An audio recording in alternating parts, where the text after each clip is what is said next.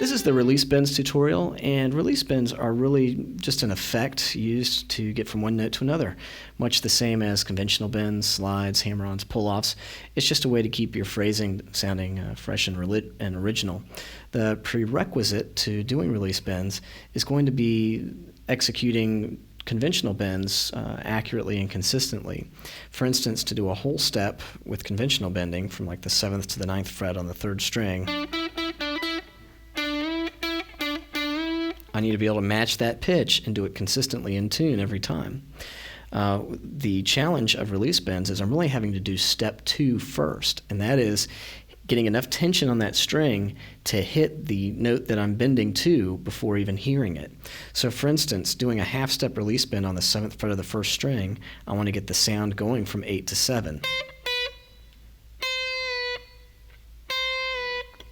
So I need to be aware of how to put the appropriate amount of pressure on that string to get that first note. The way to practice that is to really learn to match those pitches and put the appropriate amount of tension on the string on your top 3 strings, which is where you're generally bending at, but also do it in different positions on the neck. The reason being that when you're in the middle of your neck, like on the 12th fret, it's going to require a lot less tension to bend in tune than it is as you go lower. Particularly below your 5th fret, you're going to require a lot more tension for bending because it's closer to where the strings end at the tuning pegs. So let's start out by looking at half steps. This will be the 8th to the 7th fret on the 1st string. Then doing a whole step, that'll be 9 to 7. 10 to 7 will be a step and a half.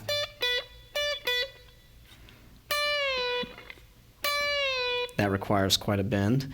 So going to the 2nd string, we'll do a half step from 8 to 7.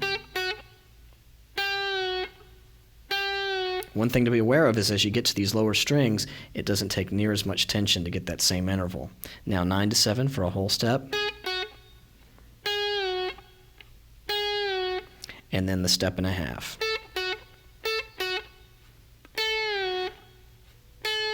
So I don't have to bend up nearly as high or put as much pressure on to get that step and a half on the 2nd string as I did on the 1st string. Now for the 3rd, a half step, whole step, and then a step and a half.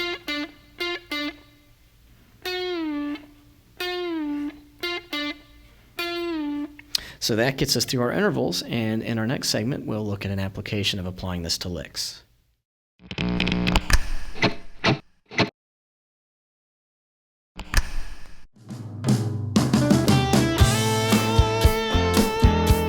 That starts with a hammer-on from the 7th to the 9th fret on the 3rd string, and then the 8th fret on the 2nd string.